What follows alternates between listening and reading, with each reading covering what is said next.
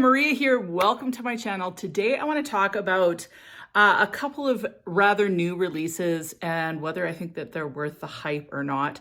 And then a couple of kind of older ones. And I'm going to give you my thoughts just because I'm calling this worth the hype. But the real reason why I want to talk about them is because I wore them this week. So before I get started, if you haven't subscribed, just go ahead and hit that button.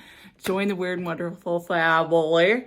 It would be great to have you part of the community, and let's get into this. So I'm going to talk about the three that I wore this week, and then I'll talk about the two kind of hyped up ones and give you my thoughts on whether I think they're worth the purchase. Everything is always worth a try though. So no matter what the fragrance is, it is really fun to try fragrances because you just never know. It's kind of like clothing. Like you might see an outfit and you're like, oh, I don't think that's me. But then you get it on and you're like, wow, I can't believe how amazing this is. So it's the same thing with fragrance. So it's always worth going, seeking it out and trying it on because it's part of the adventure. The first fragrance that I wore this week was La Nuit Trésor by Lancôme. This is an oldie. It's just so good. There's never a time that I put this on that I don't really love it. So it's honestly syrupy. So it smells like kind of a blackberry currant syrup that morphs into a little bit of chocolatiness, but just a slight chocolate-esque vibe. Like you wouldn't think it smells like chocolate. It just smells decadent and rich. It's sexy, it's alluring, intoxicating, like literally addictive. This is the kind of fragrance that if a guy smells it on you, they're gonna wanna just keep on snuggling because it smells so scrumptious. And, you know, when I see this bottle, what I think of is like sheer black stockings, garters, corsets, that kind of feel. And yet, like it's also just smells so good that like I'll wear it during the day and really enjoy it. So yeah, this one is so awesome. And really it's quite long lasting, like 7 hours at least I smell it. Great projection as well. This has a ton of notes. And it doesn't actually have any blackberry at all. It's got strawberry, there's pear, there's orange, there's lychee, passion fruit. So lots of different fruits, but you're also getting caramel, coffee, and praline. So lots of like dessert-like gourmand notes. This is like seriously good, but it just smells like, to me, a blackberry, slightly chocolatey, slightly spicy syrup. And I love it. Now, another one that I wore this week that again is addictive and alluring and really long lasting is Cherry Punk by Room 1015. So this has this delicious kind of boozy cherry, like it smells again like a compote that's been cooked down, but slightly boozy. There is a little bit of a brightness to it. It's a little bit brighter, I would say, than the Tom Ford Lost Cherry note, so that cherry note, but it is kind of similar. So you get that boozy, dark, rich cherry smell, super decadent. It's got substance to it. But then you get this little bit of leather that is present throughout the whole entire wear of the fragrance. I always, when I think of this fragrance, I think of an assassin that goes into some roadhouse bar. She drives on a motorcycle. She's got to take care of business for whatever reason. She's got leather pants on, leather biker jacket. She pulls off her helmet. She goes like this and her hair all just flows all nice. She walks into the bar. As she walks into the bar, she kind of grabs some sort of like stick that she's gonna use as her weapon, and she goes in there. The whole bar goes quiet. It's all these big goonish type motorcycle dudes. I happen to love motorcycle dudes, but anyway, these guys are bad news. But anyway, they all stop. The music stops. They look up from their pool tables, and she goes, "Who's gonna be first?" And she takes them all on, and she just cleans the whole roadhouse out. That is this fragrance. So it's super powerful. It's super sexy. Strong, but this woman, she doesn't need anybody. She is her own person. So it's quite unique because of that leather. Don't let the leather scare you. This one's definitely worth trying. And yeah, the longevity on it is fantastic. As far as this being worth the hype, I definitely think it's worth the hype, especially if you love cherry and you don't mind leather. Some people are really leather averse. So if you're leather averse, you need to steer clear of this one because yeah, that leather is definitely present. But as far as cherry fragrances go, this is definitely my favorite cherry fragrance these days. And I think part of it too is that cherry note, which a lot of times is fleeting, is there the whole entire time. Like it's present continually. So I love that. Next fragrance, and this one is definitely worth the hype, is Soradora's Jany. This one smells like an apple pie that's baking in the oven. And then as it bakes, you start to smell that crust. The crust gets more and more prominent, but it's one of those crusts where you've sprinkled sugar on the top. And so it kind of, it's a sweet pastry, but nice and crispy and delicious. That's what this smells like. So if you like gourmand, kind of pastry-esque fragrances, this one's fantastic. And what I love about this one is that it starts off as being basically just a spiced apple feel. There's other notes in here, like I think there's peach. There's peach for sure. I don't know what else. Peach, I think there's plum maybe. The main note is that apple, but it smells super like spiced and sugared. The apple isn't overwhelming, but it's definitely very present. But as it starts to warm up on your skin, it's like it starts to bake in the oven and you get lots more of that crispy pastry feel. And then to me, the pastry aspect kind of takes over and becomes the main star, with that apple being kind of underneath. So, you know, when you smell that apple pie freshly baked in the oven, you smell apple, but the pastry is what makes your mouth water. It's the same thing with this. So I absolutely love this. The longevity is phenomenal on it. So really, really enjoy it. Now for the two fragrances that are newer that I wanted to discuss, the first fragrance I want to talk about is the new Black Opium Over Red by Yves Saint Laurent. To me, Black Opium is kind of in the same category is something like a La Nuit Trésor. It's been around forever. There's a huge following of people that just absolutely love that original Black Opium, and subsequently lots of the flankers. Now, I've never been a huge fan of Black Opium. I've got a couple fragrances that kind of fit that same category. So I have Sophia Love, which is a really affordable fragrance. It's got the coffee and orange blossom with a little bit of fruit in there. So it gives me a similar feel. It's not the same, but similar.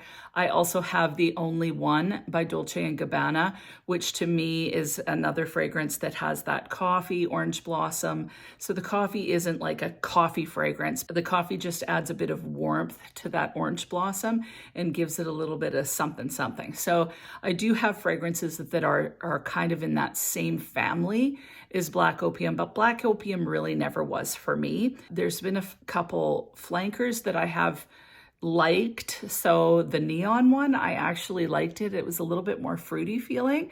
So I kind of liked that one. So I was excited to try this Black Opium Red because it has the cherry. Now it differs in the note breakdown to the original. The original has pear, pink pepper, and orange blossom on the top. The top notes of Over Red are cherry and orange. Now the middle notes in Over Red are jasmine, orange blossom, and black tea. Whereas in the original, the middle notes are coffee, jasmine, bitter almond, and licorice. And in the base, in Over Red, you get Madagascar, vanilla, coffee, and patchouli. And the base in the original is vanilla, patchouli, cashmere wood, and cedar. What I noticed with Over Red is I really noticed the cherry, and I actually did notice the tea, and I liked the tea. So the tea aspect of Over Red is nice. I just can't get on with that cherry note. So for me, the cherry note is very I don't know if you guys remember sucrets. So as a kid, whenever I'd get sick, Mom always bought cherry sucrets. And sucrets, first of all, they made you a little bit numb, which I hated, but I always hated cherry candies. So any sort of a cherry candy, to me, they felt medicinal. They feel thin and artificial with a slight bitter feel to it. So to me, the cherry note in Black Opium over Red is that same thing. It's a very artificial, sharp, almost medicinal feeling cherry note that I don't like. So Cherry Punk has cherry. I'm in love with it. It smells luscious. It smells deep. It smells rich. It smells slightly boozy. The cherry in the Over Red, to me, is just so synthetic. And like I said, kind of reminded me of cherry sucrets. So, or any sort of cherry lozenge. That's the cherry that I got, and I just am not a fan. I can't get past that cherry note. So I didn't like that one at all. I do like the tea. I want to try it again because you never know. Like sometimes I have to warm up, but off the cuff, definitely don't consider it something that, it's definitely not something that I would want to get. Weigh in if you have it or you love it. Tell me why.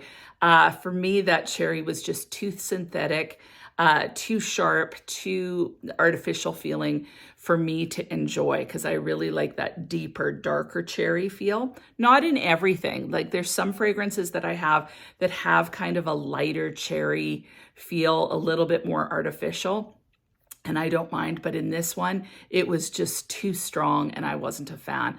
But that tea note was kind of intriguing. It kind of reminded me of something like La Petite Robe Noire, but I like La Petite Robe Noire way more. So La Petite Robe Noire has tea in it, I believe. At least the Black Perfecto does.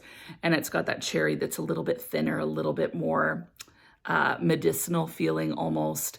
And I really enjoy La Petite Robe Noire, but this one, just not a fan. So for me, it was a pass.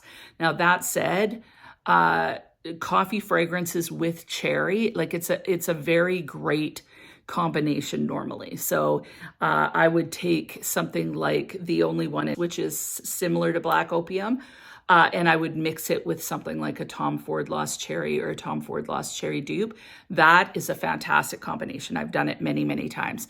So if you're wanting that kind of cherry Black Opium feel, use Black Opium and just put a better cherry with it and you'll have something super sexy. Now, the last one I want to talk about has been talked about on the internet constantly, and it is Vanilla Sex. Oh, yeah. Okay, so Tom Ford is, he's got a lot of tongue-in-cheek, slightly naughty names on his fragrances. Let's start with the bottle. The bottle is beautiful, like that white, kind of creamy, white, almost bone color. Love it. I don't mind the name. I don't care, although it sounds boring, you know, but anyway, Vanilla Sex. So the fragrance off the cuff, like I sprayed it and I'm like, I'm in love with it. Like seriously, I sprayed it and I'm like, I could smell that almond and the vanilla. And to me, it almost smelled like halva. I think that's what it's called. So kind of like that paste dessert. I got tons of the almond, like more almond than vanilla. And I was actually with Hessie and she really felt like it was a real bitter almond, which totally made sense to me. So at first I'm like, oh my goodness, like I love this. I love this bitter almond goodness. Slightly powdery. To me, it smelled like halva, like that halva. I think that's what it's called. Like even the texture, it felt slightly powdered, but sweet and yummy.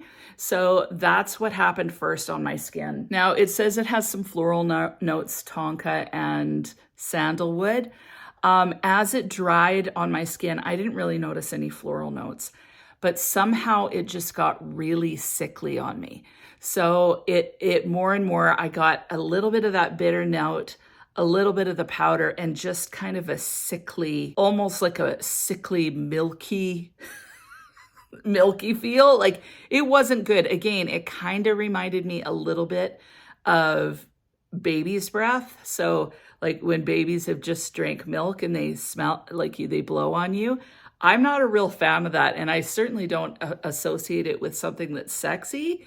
Maybe comforting, I don't know, but I never really liked the smell of a baby's breath with that milky smell. Some things just kind of make my stomach curdle, and that's one of them. So it went bad fast. So at first I'm like,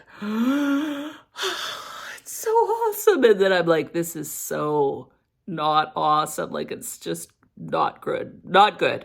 So it quickly deteriorated for me and became a total no. And then it disappeared like within an hour and a half, 2 hours max. I couldn't smell it.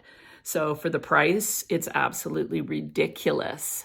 It's ridiculous. Like, I'm sorry, it's just ridiculous. No, there's no way for an hour and a half wear, something that wears like an eau de toilette, and a poor one at that, to spend the kind of money that even the 50 ml is. Like, just ridiculous. The 50 ml of this fragrance is $515. Like, it's insane. Like, I'm sorry, but I got to rant here a little bit. You know, we're getting to the point where like that is exorbitant and nuts. Like, I don't know why you would buy it unless you absolutely, like, if you love it, go for it. But when the longevity is like an hour and a half, 2 hours max, and you're spending $515 for a really basic vanilla, like that isn't, that to me was subpar. Like, I was not a fan of it. Some people love it. I'm like, you know, no, like, just no, I won't do it. Like, you can do it if you want, but I won't do it. So anyway, totally not worth the hype, not worth the hype because of the smell. Like I said, at first I'm like, and then it's just like not even mediocre. So the name is perfect, but the longevity, terrible. Price, ridiculous. It's a no, not worth the hype, but definitely worth the sniff. So it's always worth sniffing these because it's always an experience. Like, I'm so glad I got to experience it, but I'd never buy it. So that is my take on those two new fragrances. Definitely the ones that I wore during the week, major hit, love them. But as far as Black Opium over Red or Vanilla Sex, definitely not worth the hype, in my opinion. What about you? Do you love them? Do you think it's worth the hype? Please put it in the comments. Either way, I love to hear what you guys think. And other than that, I hope you have an amazing week, and we'll talk to you soon.